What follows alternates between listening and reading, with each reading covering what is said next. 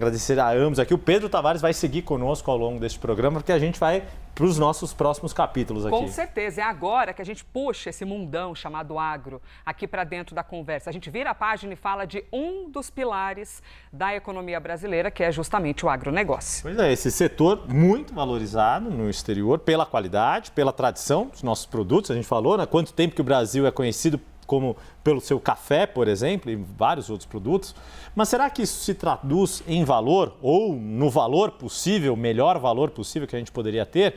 Como a imagem que o agro exporta, como é esta imagem e como ele é visto aqui dentro de casa? É o que a gente vai conferir na reportagem da Fernanda Pressinotti e do Estevão Limana. Do nosso café de cada dia aos vinhos para momentos especiais. O agro brasileiro conquista novos espaços em sua terra natal. Além da quantidade, os produtores passaram a entregar cada vez mais qualidade. Fábio é o dono de uma cafeteria em São Paulo e sente que o público passou a exigir novos sabores e aromas aos produtos nacionais. A gente está aqui há 15 anos, a gente percebe cada vez mais as pessoas se interessando por cafés especiais, porque eles começam a perceber as diferenças.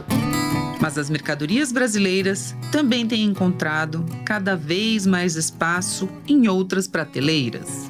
O mundo depende do Brasil para tomar café hoje, né? É o maior produtor, o maior exportador de café.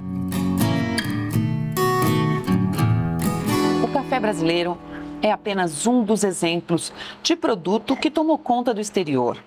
Pelo aroma e sabor, o nosso produto tradicional agora faz parte da mesa de muitos gringos. Mas o café brasileiro sofre um paradoxo. O que sai com alta qualidade no campo nem sempre se reverte em bons preços. Segundo a pesquisa Marca Brasil, os estrangeiros veem o agro até melhor que os próprios brasileiros. Nos critérios beleza e tradição, o agronegócio recebe 6,1 internamente e 7,5 externamente. O coordenador da pesquisa, Pedro Tavares, explica que o setor recebe uma boa exposição e relevância, mas que ainda faltam quesitos para que consiga fortalecer os seus preços. É necessário dar a conhecer aquilo que é a vastidão da oferta do agro, se quisermos, no fundo, trabalhar o agro como um verdadeiro embaixador ao nível do turismo. Estamos na fazenda de Juliano, no interior de São Paulo. São 15 hectares de plantação, equivalente a 15 campos de futebol. Juliano produz um café especial, que é favorecido por condições do terreno.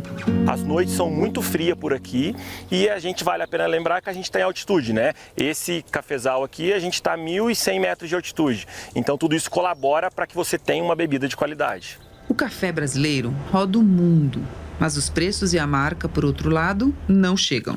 Apesar da gente ser o maior produtor e o maior exportador de café no cenário do agro mundial, ainda existe muito café de commodity. O produtor tradicional, o produtor convencional, e cada vez isso vem mudando, mas ainda existe o tradicional, ainda é o maior volume. José Luiz Tejon é vice-presidente da Fundação Brasileira de Marketing e especialista em agro. Ele defende que o Brasil precisa ampliar a capacidade de contar histórias do que produz, o que poderia elevar a percepção sobre a inovação do setor.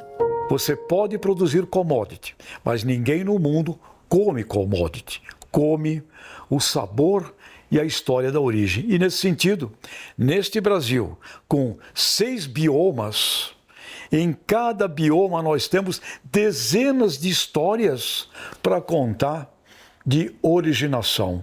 Uma possível solução seria investir em indicações geográficas. É um selo que reconhece a reputação do que é produzido e de onde ele vem. Uma dessas indicações fica na Serra Gaúcha, de onde o Estevão Limana mostra pra gente. A entrada da cidade já dita o que nos espera. Aqui o destaque são os vinhos de várias cores, gostos e safras. O que não faltam são opções. Nós estamos num vinhedo da uva Chardonnay, uva branca, e esse vinhedo é destinado para a produção de espumantes aqui em Pinto Bandeira. A denominação de origem conquistada pelos produtores garante que toda a safra seja igual. É um produto único no mundo, cultivado num tipo de solo e de clima. Mais do que qualidade, é também uma tradição. Italiano que chegou aqui tinha uma vocação: plantio da uva. Então, toda a cultura do Rio Grande do Sul, ela é muito baseada no cultivo da uva e, obviamente, essa uva vai virar o vinho, vai virar o espumante, vai virar o suco de uva logo na sequência. A pesquisa Marca Brasil ainda revela um padrão oculto entre o premium e a commodity. Estados com café, vinho e cacau se sobressaem na imagem interna e externa em relação aos estados produtores de grãos, como milho e soja. O agro em si é um embaixador das subcategorias do próprio agro e algumas delas são mesmo vistas em termos de excelência, na qualidade do seu produto e do serviço, inclusive na confiança, a admiração que se tem sobre estes produtos. Esta coisa do sabor e da saúde é o futuro da agregação de valor do agronegócio. Porque o mundo já idealiza o nosso agro. Só falta transformar a admiração em preço. Vou fazer uma brincadeira contigo. Quando você viu essa reportagem primeiro no live, você ficou com vontade de tomar café. Agora já está dando vontade de tomar vinho, né? Porque agora à noite a gente já fica conectado com outras coisas. E é incrível a gente ver a reportagem e imaginar os sabores que os outros, que os gringos, as gringas, sentem da gente. Seja por meio de um café, que é uma delícia, na hora de uma refeição, um almoço, um jantar, com uma carne, por exemplo, ou até mesmo o vinho. Bom, já que viramos a página aqui do assunto, sobre essa pesquisa que foi feita com mais de 470 mil pessoas, para falar sobre essa potência brasileira que é o agro, nós recebemos Paula Kowarski, que é executiva e sócia da Legend, que é consultoria de investimentos. Paula, bem-vinda, hein? Ótimo tê-la conosco aqui na CNN Brasil. E, claro, Pedro continua com a gente. Pedro Tavares, CEO e estrategicamente conectado ali com toda essa pesquisa. Paula, já quero começar te perguntando, de tantos produtos que a gente tem do Brasilzão, e a nota que nós temos, né, da visão que os outros têm da gente, a nossa nota é 7,4. E dos estrangeiros para com o Brasil, no quesito agro, é 7,3. Duas notas ali parecidas sobre o nosso produto. De que maneira você observa isso? Bom, boa tarde, muito obrigada pelo convite. É muito bom falar desse tema, né, do agronegócio brasileiro, que é tão potente, tão responsável por tanta economia nesse país, por tantos ganhos de economia nesse país. Acho que é importante a gente lembrar que o agro brasileiro responde por cerca de 10% da alimentação do mundo. É uma indústria que cresceu na última década, talvez, com uma característica muito importante, porque ela cresceu em produtividade muito mais do que ela cresceu em uso da terra. E essa também é uma discussão muito importante quando a gente fala de uso da terra ou de mudanças do uso da terra na questão climática. O Brasil tem talvez ainda um desafio importante, que é o desafio de logística, né, que muitas vezes rouba um pedaço da rentabilidade do nosso agronegócio, mas nós somos, sem dúvida, sem sombra de dúvida, uma grande potência. Um outro dado super interessante que eu gosto de trazer, quando a gente pensa, né, nessa potência global que alimenta 10% do mundo e ocupa só 35% da área brasileira, né, com a agricultura, sendo que mais de 60% dessa área ainda é uma área que tem preservação de floresta amazônica, de floresta tropical, de mata atlântica. Então, a gente não está só falando de uma grande potência agrícola, a gente está falando de uma grande potência agrícola que tem uma enorme eficiência e que tem uma baixíssima pegada de carbono comparada com outros países do mundo. Então, na minha opinião, esse 7, na verdade, é pouco. Tá? A gente deveria, se a gente conseguisse desenvolver talvez as métricas corretas, né, de eficiência e produtividade e traduzir principalmente essas métricas para uma linguagem internacional, a minha opinião, a minha crença é que o agro brasileiro deveria ter uma nota ainda maior do que esses 7 e pouquinho que vocês mencionaram, seja para fora, seja para dentro do país. E esse ponto, Paulo, acho que é o crucial aqui, que é justamente, né, descobrirmos o nosso valor e potencializarmos este valor.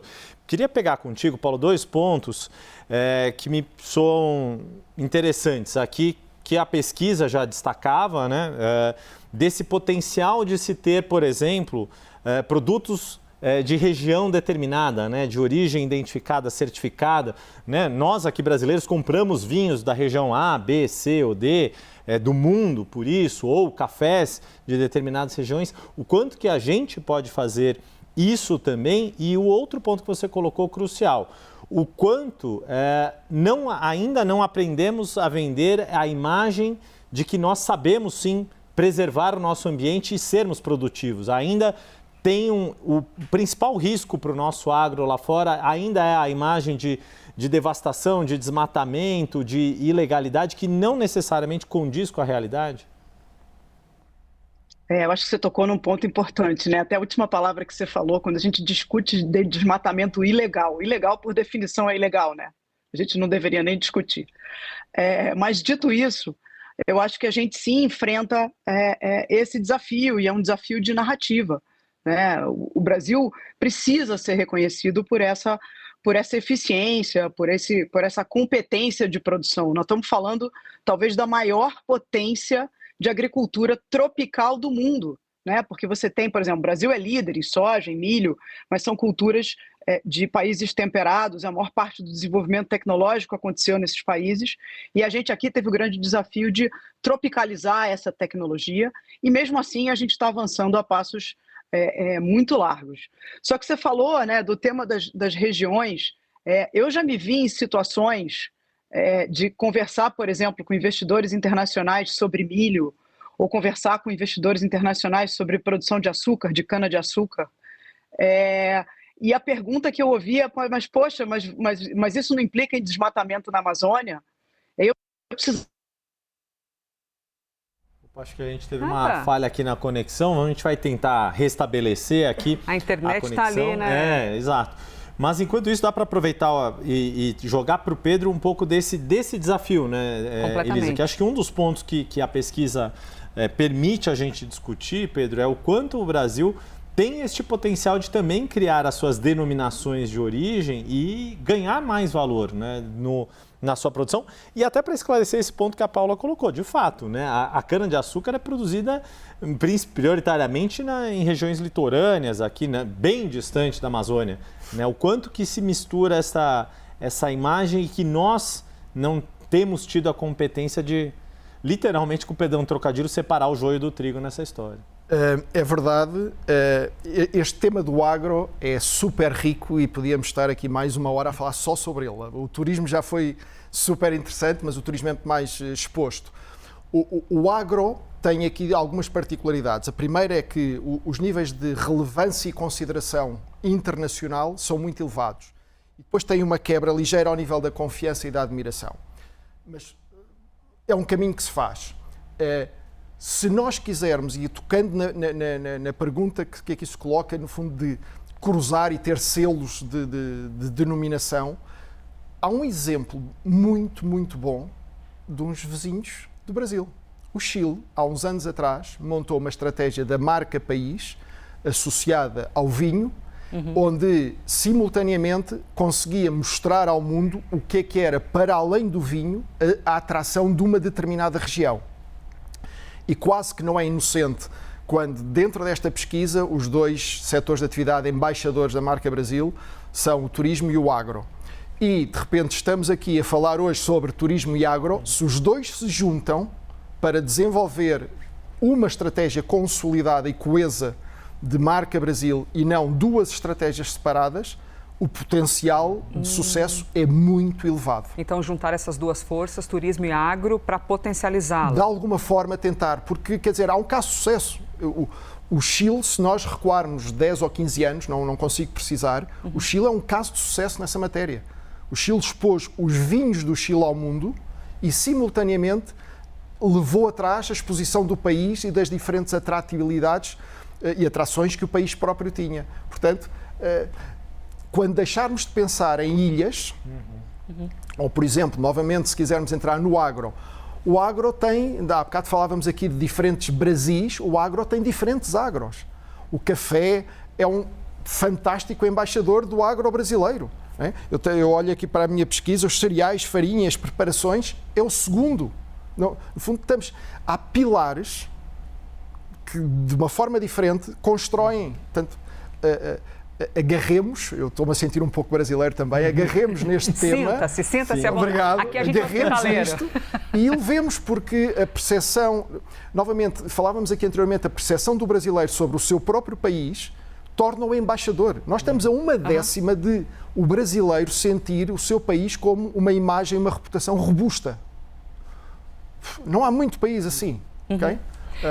Trazendo aqui, só aproveitando o teu gancho aqui, Pedro, sobre esse nosso olhar sobre a gente e trazendo aqui a Paula de novo. Temos a internet a nosso favor agora, Paula. Temos a tua presença de novo e seguimos aqui ao vivo, hein? Para todo o Brasilzão e mundo também, para quem nos acompanha pela internet ou por outros canais de streaming.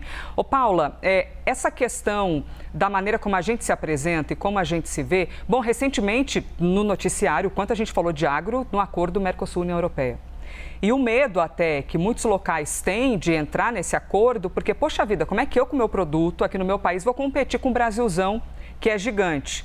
E eu quero te ouvir sobre um caminho que é o agronegócio brasileiro. Ele tem uma expertise tão própria, tão dele, que para a sorte do agro, independentemente do governo que estiver no poder, claro que isso muda a estratégia, mas o agro ele tem uma vida própria de produção, né? Eu quero te ouvir sobre esse olhar, sobre essa existência, essa autonomia do agro e a maneira como a gente até pode amedrontar outros países, né, diante do nosso tamanho. Vamos falar de algumas coisas, né? Primeiro, para amedrontar, né? Eu acho que a gente vê claramente uma reação, principalmente da Europa, nesse contexto do Mercosul, uma reação de grande protecionismo, querendo conectar áreas do agro brasileiro a desmatamento, quando estão a 1.000 quilômetros, 1.500 quilômetros de distância, e isso é uma coisa que a gente, como brasileiro e o governo e todos aqueles que têm a oportunidade de acessar investidores e stakeholders lá fora, tem que bater nessa tecla e falar, né, da qualidade e da responsabilidade que está por trás do nosso agronegócio. Você tocou também num ponto importante, né? Eu acho que o Brasil se perde muitas vezes quando ele se confunde entre política de Estado e política de governo, né? Eu acho que quando a gente fala de agro, quando a gente fala de energia, o Brasil é uma potência de energia limpa. Muitas vezes a gente se perde em governos tentando puxar regulação para um lado, puxar regulação para o outro, criar imposto de um lado, criar imposto do outro.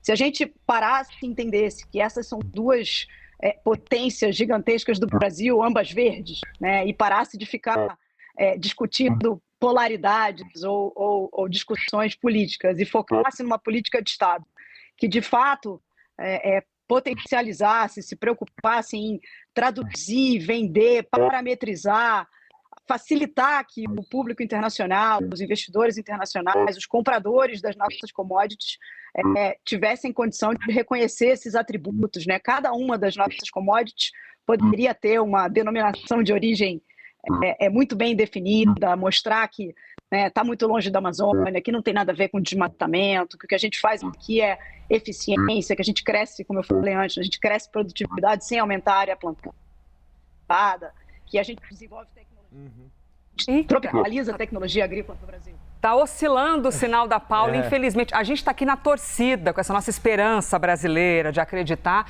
mas a internet está um cadinho ali preguiçosa nesse domingo à noite. E a internet não nos ajuda quando o nosso tempo também está super apertado aqui para rodar o bloco. Mas, Paula, acho que teu recado foi muito bem dado aqui, do quanto o nosso agro tem todo esse potencial e a gente conseguindo comunicar isso melhor com o mundo vai fazer com que essa nota em pesquisas futuras suba ainda mais.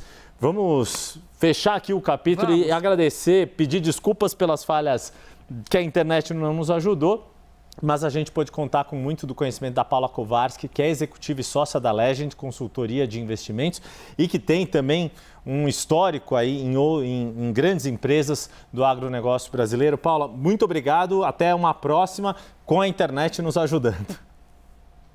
Agradeço. E aqui, segundinhos antes da gente ir para o intervalo, Pedro, por favor, acrescente aqui a dar uma nota final que eu preparei-me para este bocadinho. Eu fui verificar dentro da pesquisa global, na Europa, Inglaterra, Alemanha e França, são 3 países que olham para o agro brasileiro como 1, valor acrescentado, e 2, a procura pelo agro brasileiro evita riscos. Portanto, há uma percepção de um valor muito grande em 3 países, que são 3 economias de peso na Europa. Portanto, a oportunidade está cá. Que incrível, a gente observar, conhecer nosso Brasilzão. A faca e o queijo na mão. Pois é, nos números. E aí, Yuripita, para onde vamos? Vamos para uma rápida parada aqui no Marca Brasil e depois a gente também vai falar de algumas sensibilidades, os nossos calcanhares de Aquiles, segurança pública e ambiente político. A gente volta já, não saia daí.